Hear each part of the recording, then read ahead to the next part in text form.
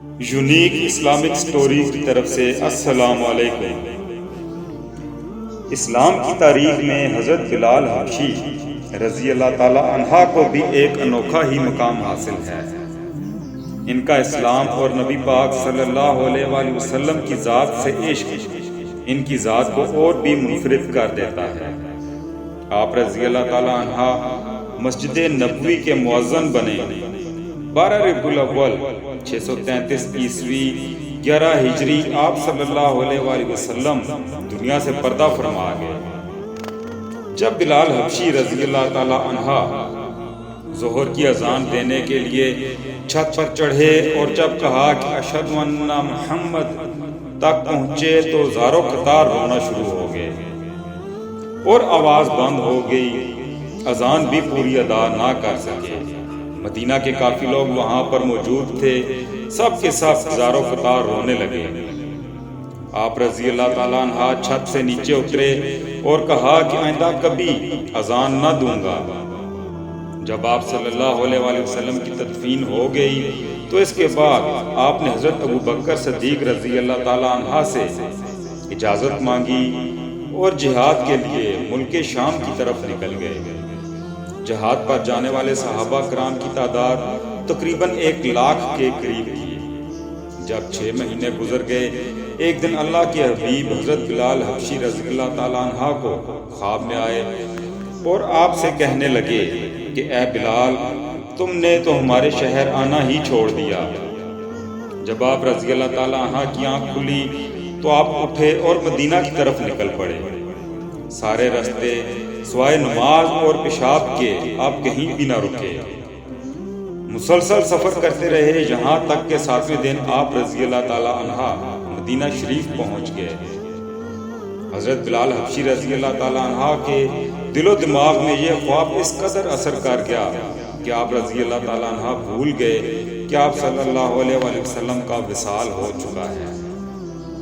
جو ہی مدینہ میں داخل ہوئے تو آپ رضی اللہ تعالیٰ عنہ اونچے اونچے نعرے لگانے لگے کہ یا رسول اللہ میں آ گیا، یا رسول اللہ میں آ گیا۔ لیکن جب آپ حجرہ مبارک میں پہنچے تو آپ کو یاد آیا کہ آپ صلی اللہ علیہ وآلہ وسلم دنیا سے پردہ فرما چکے ہیں۔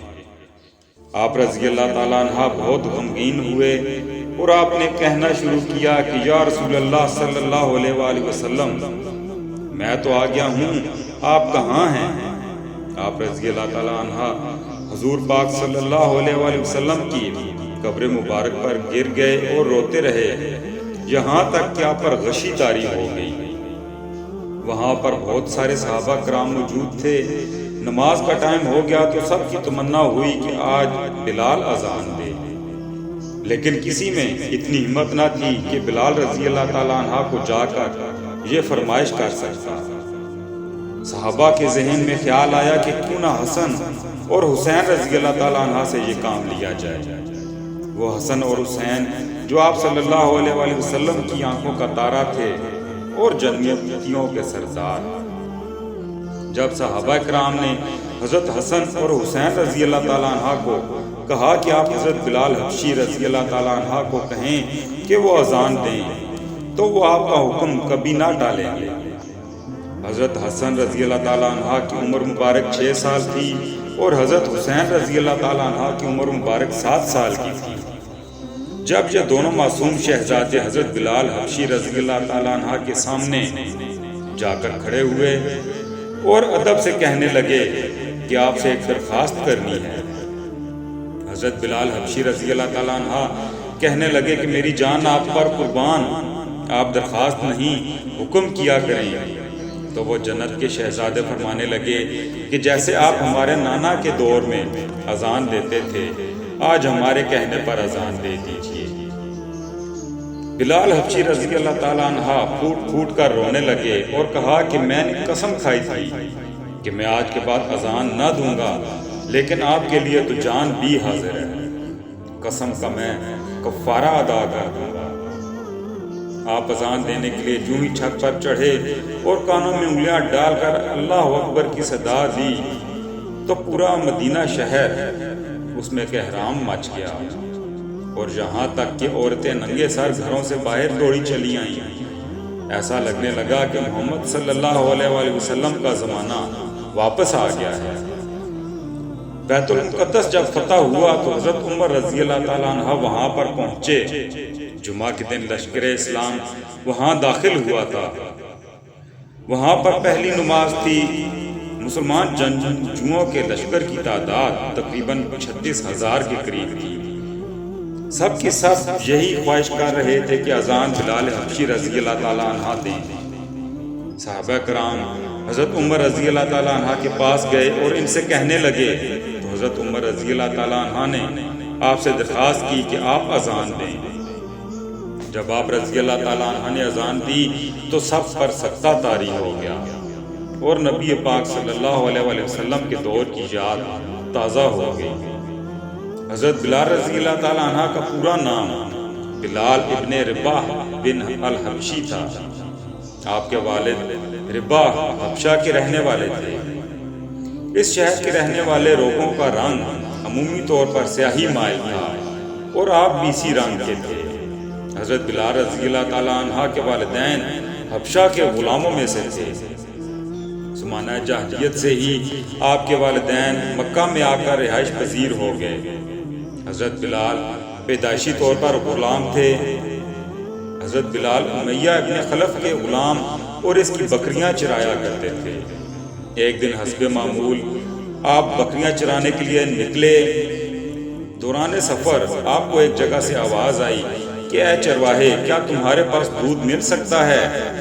چرواہے کو آواز آپ صلی اللہ علیہ وآلہ وسلم نے دی تھی اور حضرت ابو بکر صدیق رضی اللہ تعالیٰ عنہ بھی آپ کے ہمراہ غار حرا میں تھے۔ چرواہے نے جب آواز سنی تو قریب آ گیا اور کہنے لگا کہ میری بکریوں میں سے کوئی بھی ایسی نہیں جو دودھ دیتی ہو، جس کے لیے میں معذرت خواہ ہوں کہ آپ کی خواہش پوری نہ کر سکا۔ یہ سن کر آپ صلی اللہ علیہ وآلہ وسلم نے اس چرواہے سے کہا کہ اگر تم اجازت دو تو سامنے والی بکری کو دیکھ لوں، ہو سکتا ہے اس سے دودھ مل جائے۔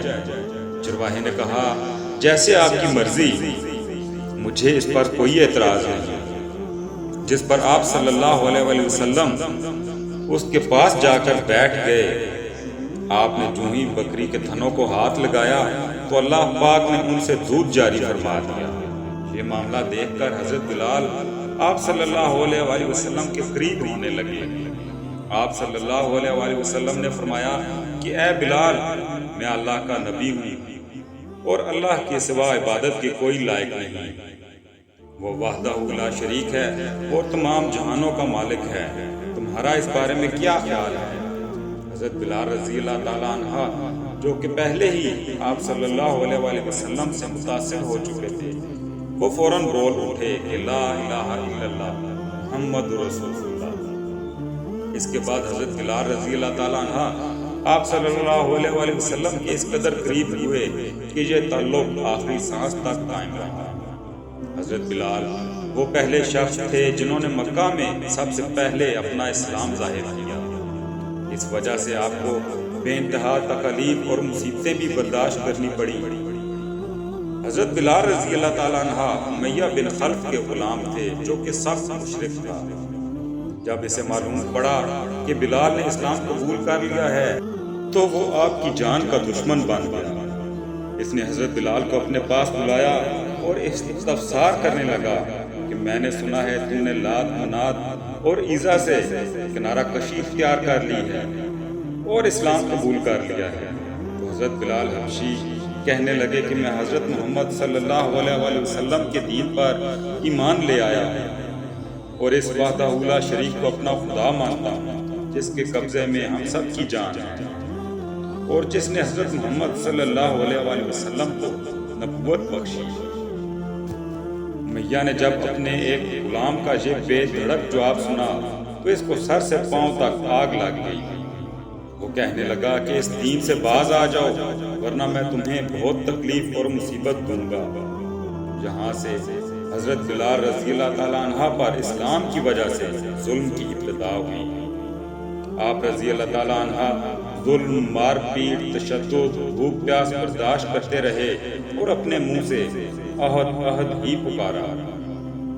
امیہ پر سخت ترین تشدد کرتا اور آپ سے کہتا کہ تو کہہ دے کہ میں لات منات اور عزا پر ہی ایمان رکھتا ہوں، لیکن آپ رضی اللہ تعالیٰ عنہ فرماتے کہ میں لات منات اور عزا سے بیزار ہوں۔ حضرت بلال حبشی رضی اللہ تعالیٰ عنہ پر اس قدر تشدد کیا جاتا کہ آپ بے ہوش ہو جاتے۔ جب آپ کو ہوش آتا تو آپ کو دوبارہ تشدد کا نشانہ بنایا جاتا، لیکن آپ کی زبان سے عہد کے علاوہ اور کچھ نہ نکلتا۔ عرب کی سرزمین جو کہ گرمی کی وجہ سے مشہور ہے، یہ آپ کو اس گرم زمین پر لٹا کر سینہ پر بھاری پتھر رکھ دیتا۔ آپ کو انگاروں پر لٹایا جاتا، یہاں تک کہ آپ کے جسم کی چربی پگھل کر انگاروں کو بجھا دیتی۔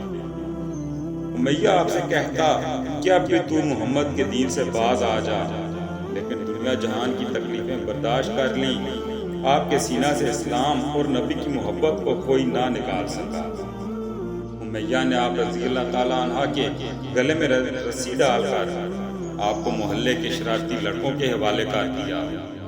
وہ بدبخت لڑکے آپ کو گلیوں میں ادھر سے ادھر گھسیٹنا شروع ہو گئے اور آپ کو تپتی ہوئی ریت پر اندھے منہ لٹا دیا کرتے۔ ظلم و ستم کا یہ دور آپ رضی اللہ تعالیٰ عنہ پر کافی دیر تک جاری رہا۔ حضرت ابوبکر صدیق رضی اللہ تعالیٰ عنہ اکثر آپ کو اس حال میں دیکھا کرتے اور افسوس کرتے۔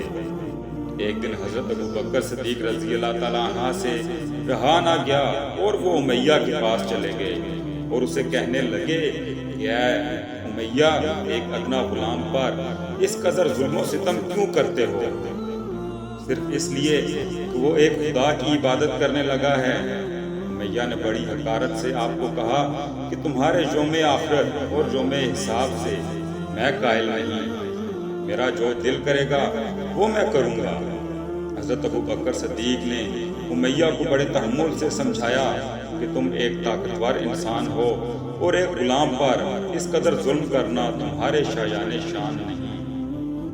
جس پر امیہ کہنے لگا کہ اگر تم اس کے اتنے ہی خیر خواہ ہو تو اسے مجھ سے خرید کیوں نہیں لیتے؟ لہٰذا ابوبکر صدیق رضی اللہ تعالیٰ عنہ نے بلال حبشی کو خرید لیا اور اعلان کیا کہ بلال آج سے آزاد ہے اور یہ میرا بھائی ہے۔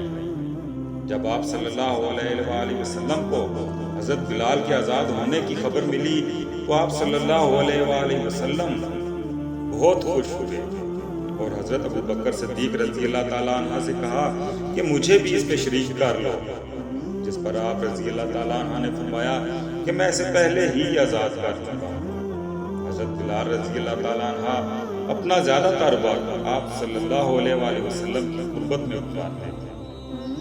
آپ صلی اللہ علیہ وآلہ وسلم سے حکمت اور دانائی کی باتیں سیکھنے کے ساتھ ساتھ قرآن پاک کی تعلیم بھی حاصل کرتے۔ جب ہجرت کا حکم آیا تو بلال حبشی بھی آپ صلی اللہ علیہ وآلہ وسلم کے ساتھ مکہ سے مدینہ تشریف لے گئے۔ مدینہ شریف میں جب مسجد نبوی کی تعمیر ہوئی تو سب سے پہلی اذان حضرت بلال رضی اللہ تعالیٰ عنہ نے دی اور اسلام کے سب سے پہلے مؤذن ہونے کا خطاب حاصل کیا۔ حضرت بلال کی آواز بہت بلند اور دلکش تھی۔ فتح مکہ کے دن آپ صلی اللہ علیہ وآلہ وسلم نے حضرت بلال رضی اللہ تعالیٰ عنہ کو کہا کہ کعبہ کی چھت پر چڑھ کر اذان دو۔ بلال رضی اللہ تعالیٰ عنہ کہنے لگے کہ یا رسول اللہ صلی اللہ علیہ وآلہ وسلم، میں کس طرف کو منہ کروں؟ تو آپ صلی اللہ علیہ وآلہ وسلم نے فرمایا کہ میں جس طرف کو جاؤں تم بھی اسی طرف کو منہ کر کے جانا۔ آپ صلی اللہ علیہ وآلہ وسلم کی وفات کے بعد حضرت بلال شام کے شہر حلب چلے گئے اور کہتے تھے کہ اب مدینہ شریف میں دل نہیں لگتا۔ پھر وہاں پر آپ صلی اللہ علیہ وسلم آپ کو خواب میں آئے اور کہا کہ اے بلال، تم نے مدینہ آنا ہی چھوڑ دیا، کیا وجہ ہے؟ جس پر آپ رضی اللہ تعالیٰ عنہ صبح سویرے ہی مدینہ شریف کے لیے روانہ ہو گئے۔ دوستو، اگر ویڈیو اچھی لگے تو لائک ضرور کیجیے اور چینل کو سبسکرائب کرنا مت بھولیں۔